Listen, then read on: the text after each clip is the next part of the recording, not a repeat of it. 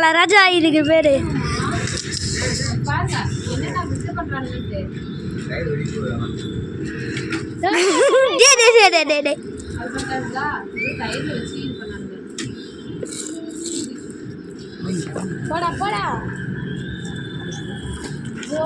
Editing மட்டும்தான்.